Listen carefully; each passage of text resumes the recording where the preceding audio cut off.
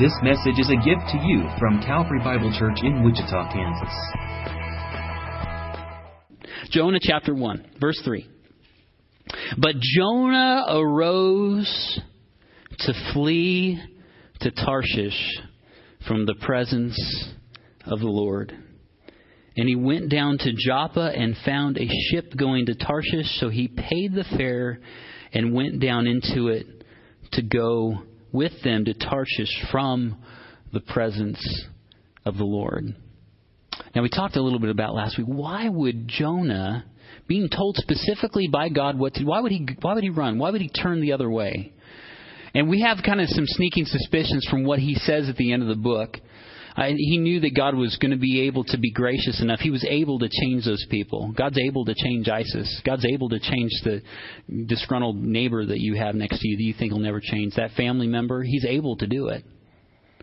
It's a lot of times that we don't want to abide by doing our part. And that God says, share your faith. Be a bold witness. There's a lot of times that God tells us to do these things, and we just don't want to do it because we're comfortable with the way things are. Even when we see miserable people around us, I don't know how. And we might even complain about them, but we aren't willing to do something about it. God's giving him an opportunity, and yet he runs to Tarshish. And I think there's he could have had, like I mentioned last week, he could have had a whole host of things. I just got to get away to pray about it. That's how we tend to, as Christians. I need a little vacation to think about that before I really do what God tells me to do. And think about it, confirm it, Who knows? But it's interesting. Nineveh was only 500 miles away. But Tarshish, times 5 that, 2,500 miles. He's going a long way away. He has something on his mind. He's like, just as far away from the presence of the Lord. But we know Psalm 139. Where can I go? Where can a man go from the Lord's presence? Nowhere. Can't. You can't get away. So today, I want to chat with you on some specific things in making better decisions in life, in not getting in the boat with Jonah. Not getting in the boat with Jonah. The first thing I want you to see here as we look in this text, and it's in your notes. When dealing with others, know where you or others stand regarding the Lord. I wish today that bar owners around this area would be here in this church today. I wish club owners around here would be in this church today. You name some evil, horrible sin that somebody's managing right now, and I wish they'd be here. You know why? Because I could save them time, money, heartache, headache. Because you realize that these people let Jonah in the boat, and a storm came that we're going to talk about next week, and their lives were endangered. Oh my goodness! If I were a bar owner, or if I were a liquor store owner, I would say Christians keep out in big signs out front. I would. Because we realize from Hebrews chapter 12 that a legitimate son or daughter of the Most High King, if they're engaging in sinful acts and they're trying to get away with it, God has something else coming for them. And there is no guarantee that you could walk into a liquor store if you have a habit of that. I'm not saying that, a drink or two here but maybe it is sin for you. So some people, it may not be. They want to have it with their burger. I'm not going to, show up and hit you with the Bible, But the reality is that why would you? I think Paul says to Timothy, why would you want to give yourself even to a hint of evil? You don't want to go there. And the things of this world are not satisfying like you think they satisfy, like they appear to satisfy. And so God's a really good protector of his kids, just like I try to be whenever we're around things. With the girls, I just, no, get out of that. You're going to get spanking because you're going to get used to not doing that. You're going to hear me saying, no, I'm going to get off the couch. As some theologian here recently, Mike Favarez, if you heard that guy, he talked about getting from Hebrews 12, God gets off the couch. And when God gets off the couch, you better stop what you're doing. As a good dad, if he's getting off the couch, he's not just talking, he's getting off the couch, something's coming. And the reality is Jonah let it get to that point. And if I were a bar owner, I were a liquor store owner, I were just, fill in the blank, whatever, an adult, whatever business owner, I would say keep out Christians because I don't want to get struck by lightning. Because you come in my store, I don't know what God's going to do to you. And it's going to affect me. And that's the reality of sin, folks. is that when you and I as a Christian engage the world in their worldly practices, not only do we make them think that it's okay to do whatever we're doing, it also puts them at a great risk because of your disobedience. You put others' lives on the line. You put family on the line. You put a whole lot of things like that on the line. And that's just because a lot of times people don't anymore ask where people stand. They just want your money, right? They say, I don't care if you're a Christian, whatever. Come buy liquor here, whatever, Hide it, put it in a bag. I don't care, But I wish they'd be here because I could save some heartache and I could save some financial times and whatever. Because sometimes we think it's just bad luck in the world. But no, it's God working in the midst of things, trying to wake up His people. So I would challenge you. And even in your relationships, I think of 1 Corinthians 15, or 5 rather, starting in 5:15 says, we know 1 Corinthians 15:33 says, don't be fooled, bad company corrupts good character, right? We understand that, okay? But chapter 5, there was a man that was being dealt with in the Corinth church, and he was sleeping with his dad's wife. And Paul said, this is something that isn't even named of the world, but it's named in your church. I say, get rid of this fellow. 2 Corinthians gave him hope. That's good, because that guy was repented. He changed. He turned. God worked in his life. But Paul said, get him out of the boat. Know where this person stands with the Lord, because right now, and Paul said specifically there in chapter 5, hand this guy over to Satan, get him out, and send him off in his sin so that he may be destroyed, that maybe he would be saved in the day he's called up. Okay? So the reality is, in all of these situations, you and I, we need to be careful. Business decisions, whoever we let in their life, be very careful to know where people stand with the Lord. Now, I know in 1 Corinthians 5, Paul said, I'm not talking about the people of the world.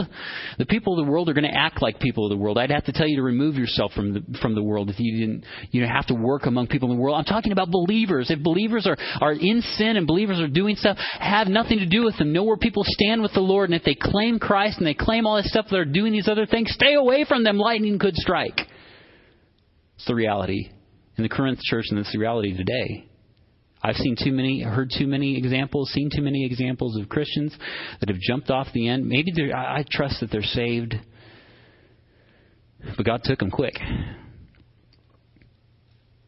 So, blessed, Psalm 1-3. Blessed is the man who walks not in the counsel of the ungodly, nor stands in the path of sinners, nor sits in the seat of the scornful. But his delight is in the law of the Lord, and on this law he meditates day and night. He will be like a tree planted by rivers of water that brings forth fruit in its season, whose leaf shall not wither, and whatever he does shall prosper. These are the people that we need to be. We're not in the counsel of the world. We are asking, we're sure, we're certain where people stand, and we're following good counsel. We're following right ways and right paths. We are those type of people because we want good things in our lives. We don't want to be in the boat with Jonah. So be that type. Be those people. Proverbs 1:7 says, the fear of the Lord is the beginning of wisdom. We want people in our lives that fear the Lord. We want to be people that fear the Lord in our actions and how we live. And as we do that, then we'll have wisdom. This is important because these are the 4 things, remember, we're talking about here. 4 things of living, making wiser decisions, especially in these end days. God, what do you want us to do? Do you want me to move? Do you want me to, how do you want me to store up food? What do you want me to do? When we talk about these last times and these things, we need to make good decisions. We don't have time for bad decisions. Don't you feel like that? A lot of us don't even feel like whether Christ is coming back on the 14th, whatever. Regardless of that, I don't have time in life to make bad decisions. Ain't that the truth? So first, know where you and others stand regarding the Lord.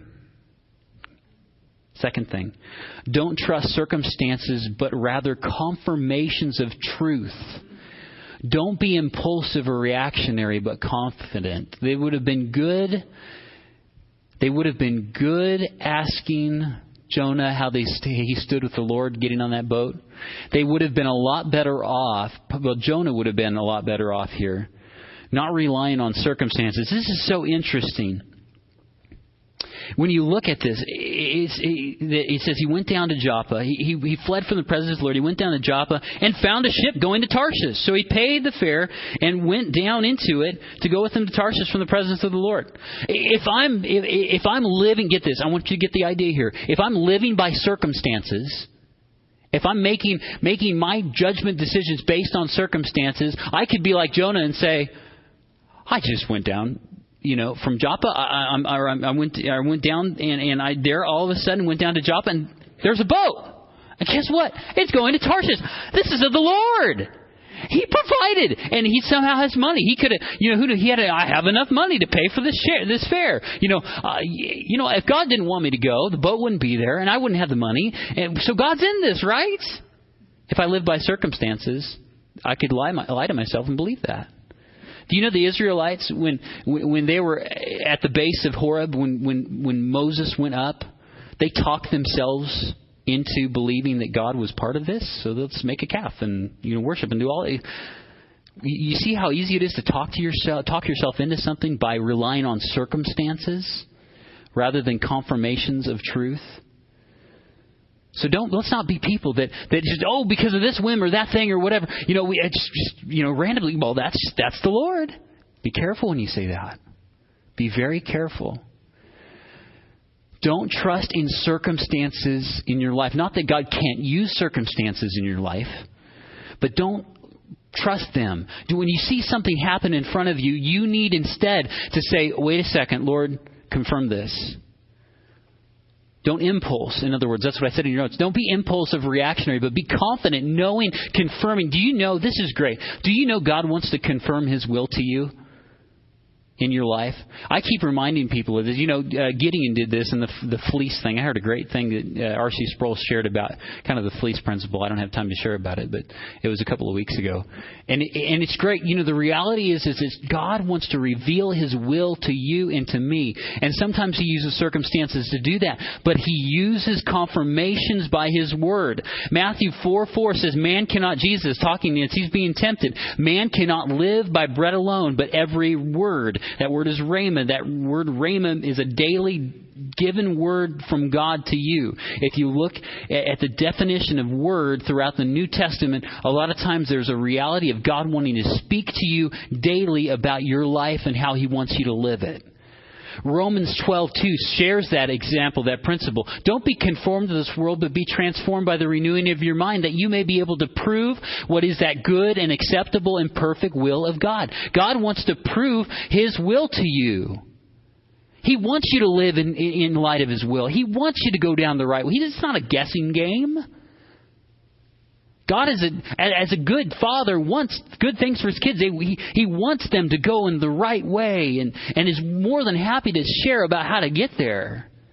The only problem is a lot of times we're so impulsive and move on circumstances that we don't stop to ask. I'm giving away the rest of the sermon, but that's okay. We're out of time almost.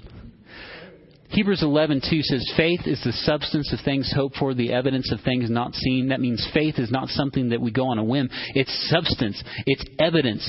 Faith, get this, and I've preached this and preached this. Romans 10, it says, and it's back there on the wall, 10:17. Faith comes by hearing. Faith comes by hearing, and hearing by the Word of God. We get confirmations by the Word of God. God speaking into our lives every day.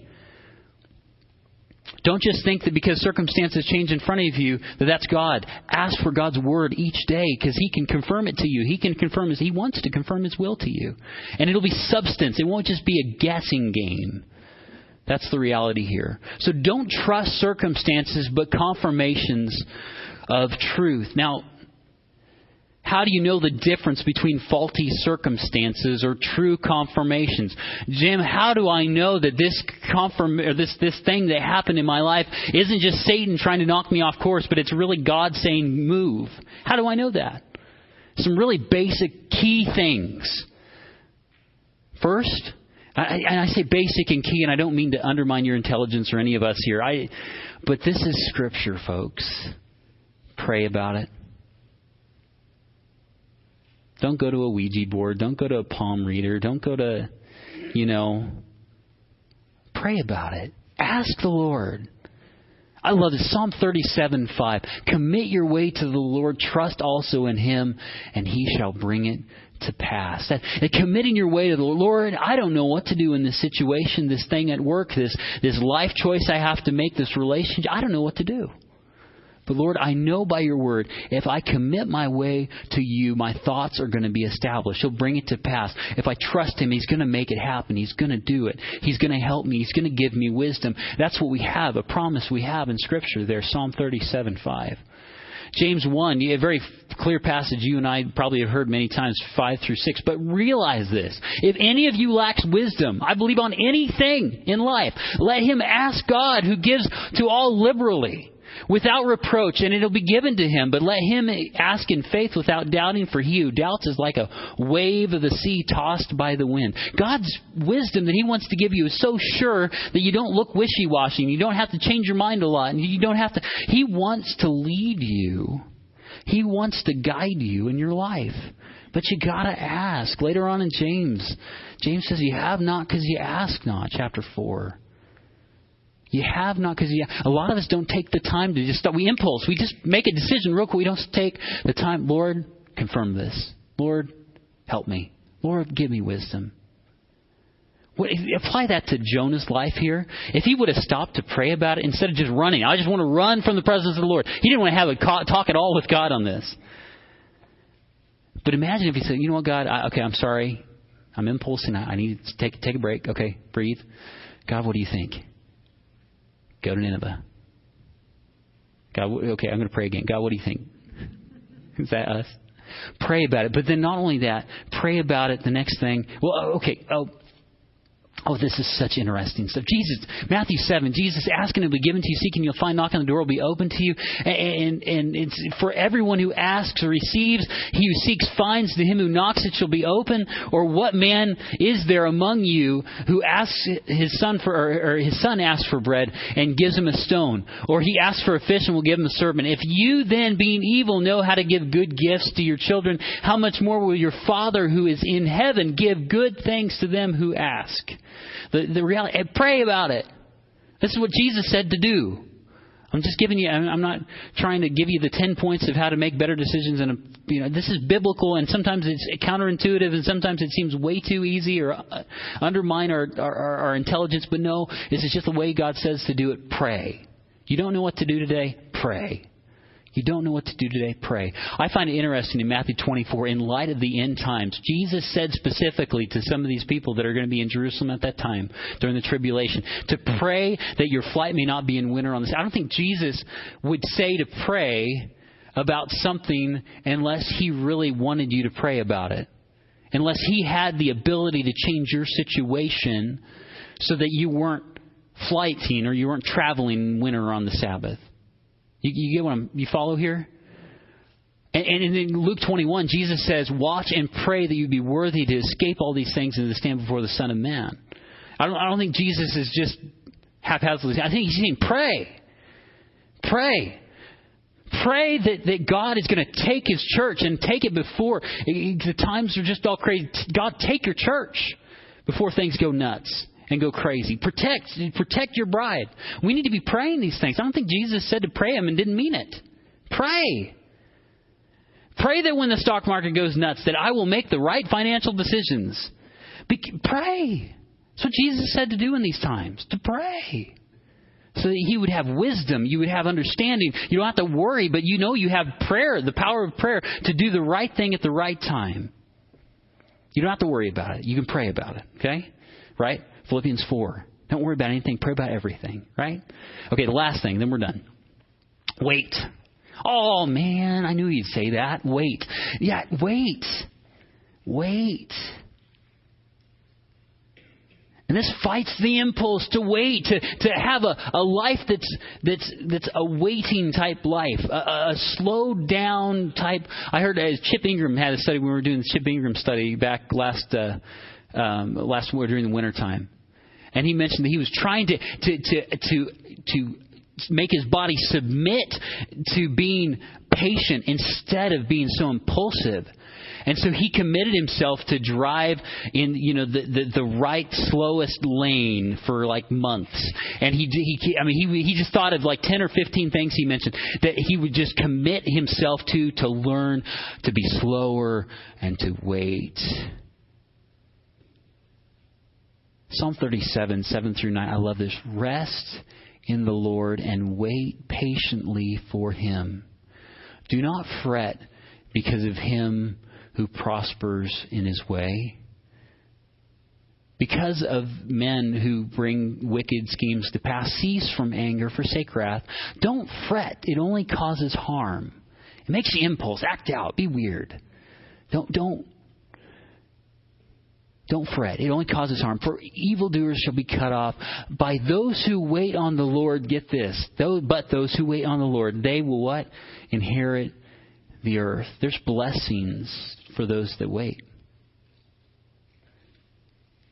Good things come to those that wait, right? We've heard for a long time. I know it, but live it. I'm learning a lot of things as I'm growing older. So many things that I've heard from grandparents, great-grandparents, all that stuff, and all these little one-liners and stuff like that. Good things that come to those that wait. Kind of stuff like that. Hard work pays off, stuff like that. And you realize it's true. You're like, why didn't I listen to this before? Wait. All throughout Scripture, we have promises of waiting. Joshua 1, we went through a study on Joshua before I pastored here, starting about a year ago. You guys were in a study in Joshua. And at the beginning, they were going to cross over into the promised land. So they're going to cross the Jordan. You remember Joshua told them to wait 3 days. Consecrate yourself. 3 days. Wait. And that allowed for time in that waiting period of 3 days to send spies to make sure that this was a legit thing. He took waiting. You get this. Waiting was working over here with 3 days. Waiting was working with confirming.